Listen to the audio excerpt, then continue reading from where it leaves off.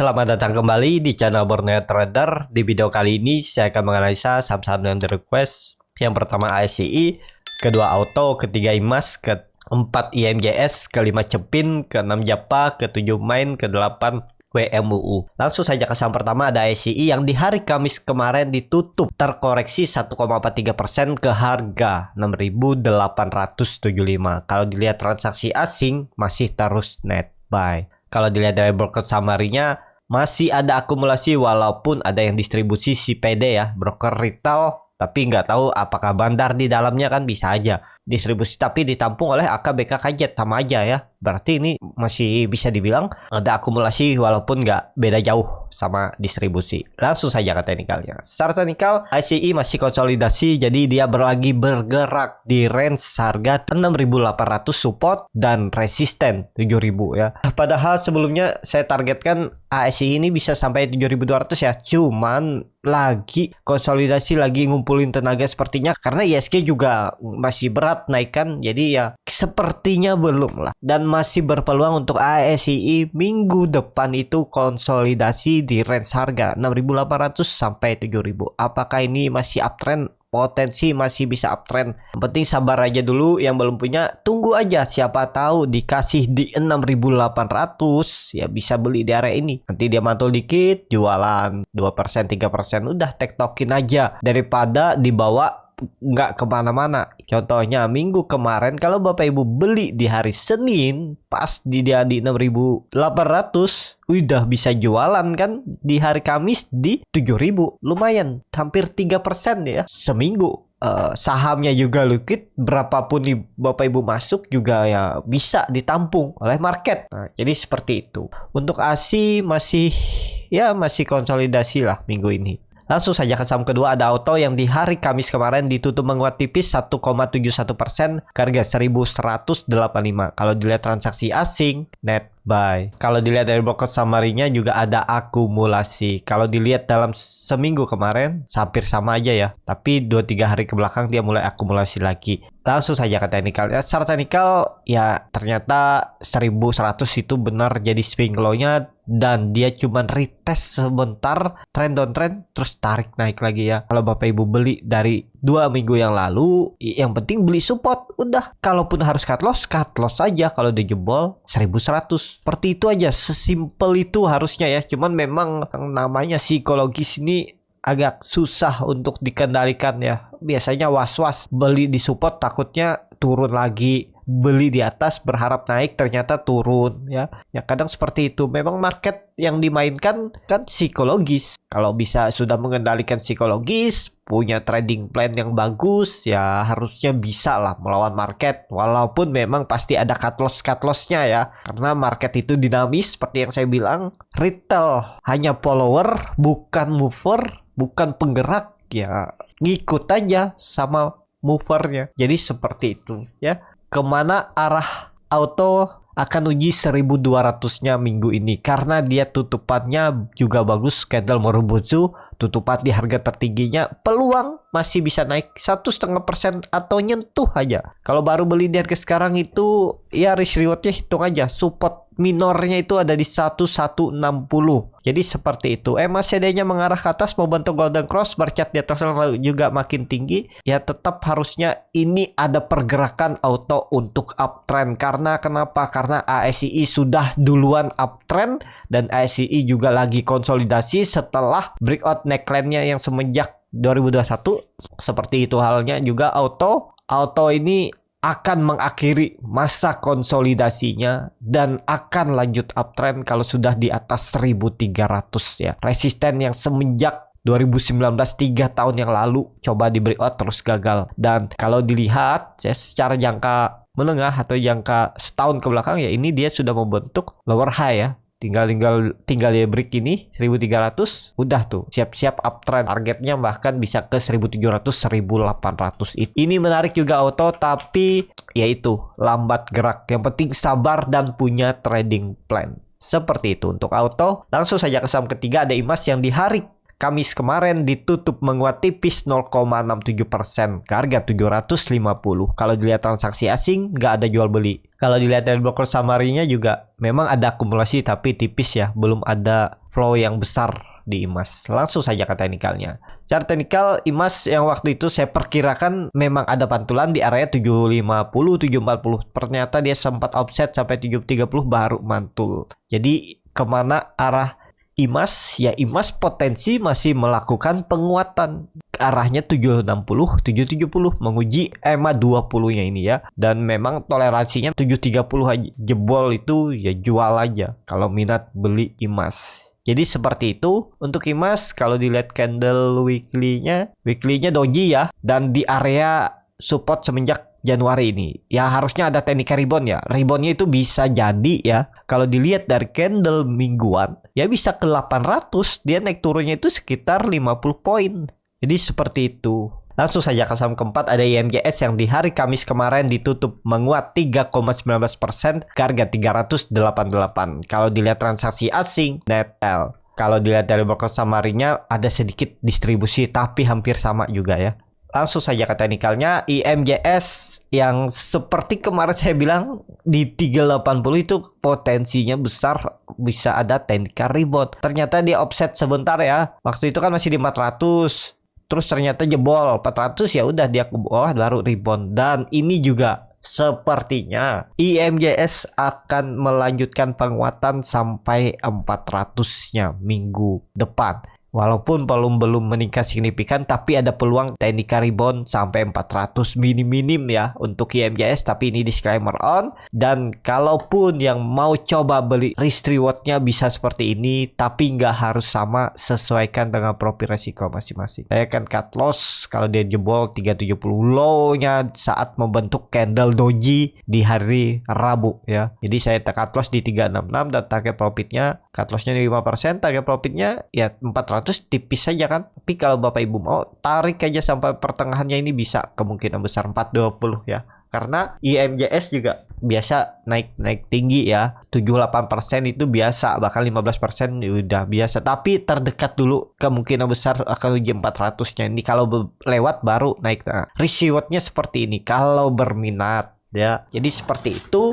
Tapi biasanya kalau trader yang melakukan buy on weakness untuk saham yang terlihat lagi konsolidasi seperti ini, memang IMJS membuat low baru ya di 370. Biasanya mereka tariknya mini-mini untuk 420, 410 ini ya, pertengahannya ini. Dan ya biasanya tarik mereka sampai atas. Risk rewardnya jadi 1/3 atau minimal 1/2 430. Nih, seperti ini. Ini yang biasanya dibilang risk reward yang menarik. Tapi untuk naik ke atas apakah sampai itu? Makanya saya biasa buat itu dekat-dekat aja, yang kemungkinan besar dicapai dalam seminggu. Tuh, saya biasanya seperti itu ya. Saya biasa 5% aja TP dulu. Biasa seperti itu ya. Ya tergantung masing-masing lah. Karena di market nih nggak ada ilmu pasti. Ilmu pasti itu yang Bapak Ibu bisa profit. Itu ilmu pasti buat Bapak Ibu. Apakah ilmu pasti yang digunakan Bapak Ibu bisa digunakan orang lain untuk konsisten profit? Belum tentu. Kan? Nah, jadi seperti itu, terus saja belajar sampai menemukan sistem trading teknik yang sesuai dengan profil resiko masing-masing. Seperti itu untuk IMJS. Langsung saja ke saham kelima, ada Cepin yang di hari Kamis kemarin ditutup terkoreksi 4,49% ke harga 4.990. Kalau dilihat transaksi asing net sell, kalau dilihat dari broker summary-nya memang masih ada distribusi ya di Cepin. Langsung saja ke teknikalnya. Cara teknikal ini cukup luar biasa ya. Ternyata jebol juga tuh 5.000 harga psikologis. Apakah mungkin ada teknikal rebound? Sepertinya bisa ada teknikal rebound karena itu dulunya neckline ya. Menurut saya kemungkinan Senin ada peluang dia teknikal rebound, tapi rebound terbatas kemungkinan lah ya. Bukan berarti lalu ada tanda-tanda reversal, belum pasti. Tapi kalau melihat seperti ini ya, dia terus turun tajam, bahkan sudah 2 minggu lebih, sepertinya ada peluang. Nekat aja ya. Yang penting punya trading plan di mana harus cut loss kalau ternyata dia jebol lagi tuh, atau melanjutkan penurunan. Tapi ini 4990 dengan volume besar, mungkin nggak dia turun lebih dalam? Ya bisa jadi karena volume besar ya. Cuman kemungkinan ada satu candle hijau ya, kemungkinan di area ini di 5.000 4.990 ini kan harga psikologis angka genap 5.000 ya, harusnya ada pantulan kemungkinan hari Senin. Semoga aja market bagus ya hari Senin, atau dia membuat shadow sedikit terus rebound bisa aja di 4.800. Pokoknya area-area inilah 5.000 sampai 4.800 itu area menurut saya demand. Ada peluang untuk cepin teknikal reboundnya minggu depan. Ya tinggal cut loss saja kalau dijebol 4.800. Jadi dari harga sekarang itu cut lossnya ya mentok 4%. Ya itu ideal. Jangan takut cut loss kalau niatnya trading. Nih contohnya ya, kalau Bapak Ibu nggak pakai cut loss, beli di pucuk misalnya 6.500 sampai sekarang kan dalam banget nih, 23%. Kalau Bapak Ibu cut loss beli di 6.500, jebol ternyata cut loss, ya udah cut loss, tunggu di support selanjutnya. Mana support selanjutnya? Tinggal tarik support resisten. Oh, terlihat di 5.800 ada support, ya beli di area ini. Sempat mantul 3%. Ya lumayan kan, bisa taking profit. Nggak usah tunggu sampai atas. Kalau dia ada candle merah, nah ini kan satu candle hijau, hold aja. Besoknya candle merah, udah sisa 2%. Realisasikan aja, jangan ditahan-tahan. Saya seperti itu biasanya ya. Saya nggak peduli habis itu dia hijau lagi naik, ya nanti saya pertimbangkan apakah bisa dibeli lagi atau enggak. Nah jadi seperti itu ya. Ternyata habis Bapak Ibu TP dia terus turun, jebol lagi support, cari lagi support selanjutnya 5.400, ada pantula, bisa beli itu.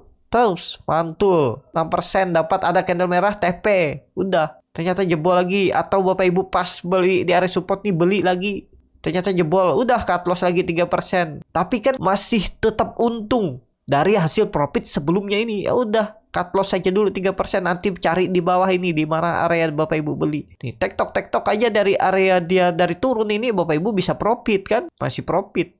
Jadi seperti itu ya. Nggak usah takut lah kalau niatnya trading ya, nggak usah takut cut loss. Yang penting tahu support resisten, kalau jebol cari support selanjutnya, beli dekat-dekat situ. Jadi seperti itu ya. Tapi ya tergantung masing-masing lah ya. Kalau nggak mau pakai cut loss juga ya, yang penting siap rugi waktu, itu aja. Kalau duitnya terbatas, pakai cut loss memang bisa habis. Tapi kalau Bapak Ibu terus belajar, pasti bisa. Market ini bisa dipelajari, bukan seperti togel, seperti spot betting yang cuma tebak siapa yang menang dan kalah ya. Ini ada ilmunya, bisa dipelajari. Dan jadi seperti itu. Untuk cepin langsung saja ke saham ke-6, ada Japa yang di hari Kamis kemarin ditutup terkoreksi 1,24% ke harga 1.590. Kalau dilihat transaksi asing seminggu kemarin itu net sell. Kalau dilihat dari broker summary-nya, antara akumulasi dan distribusi hampir sama aja. Langsung saja ke teknikalnya. Secara teknikal untuk Japa juga sudah membentuk higher low dan lower low minggu ini dari minggu lalu.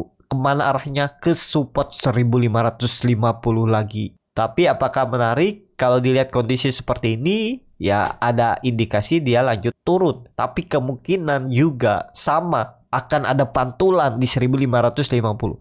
Sepertinya juga kuat ditahan. Dan kuncinya kalau bertahan di 1.550 ini, bisa aja dia tektok sini, terus dia break, ya itu bagus. Jangan sampai jebol. Pokoknya toleransinya 5% di bawah support, turun dari itu berarti lanjut turun lebih dalam. Jadi seperti itu. Untuk Japa, MACD-nya juga mengarah ke bawah, membentuk dead cross, bercat di bawah 0 juga makin dalam. Dan memang Japa ini bagi dividen ya. Tanggal berapa ex-date-nya? 18. Berarti hari Kamis kemarin bagi dividen. Dan kemungkinan ada dividen trap sedikit ya. Sekitar 3%-an ya, 4%. Ya pasti dividen trap lah. Kemana dia arahnya? Pas di 1.550 ya, sekitaran itulah. Jadi seperti itu. Untuk Japa langsung saja ke saham ke-7, ada Main yang di hari Kamis kemarin ditutup terkoreksi 1,51% ke harga 650. Kalau dilihat transaksi asing nggak ada jual beli. Kalau dilihat dari broker summary-nya, Main di distribusi. Langsung saja ke teknikalnya. Secara teknikal, Main sempat open gap up tapi kemudian ditutup turun ya. Kembali di area support ya. Ini area support yang harusnya memang ada pantulan lagi. Kalau Cepin dan Japa mantul ya, Main juga akan ngekor karena satu sektor, biasanya seperti itu. Cuman Main ini bid offer-nya atau likuiditasnya agak tipis ya. Kalau berminat ya bisa aja. MACD-nya mengarah ke bawah, membentuk dead cross. Saat koreksi kemarin juga volumenya kecil, kemungkinan besar ada technical rebound juga karena itu support kuatnya ya. Dan memang karakternya seperti itu. Untuk Main ini sering open gap up tapi habis itu dibanting turun ya.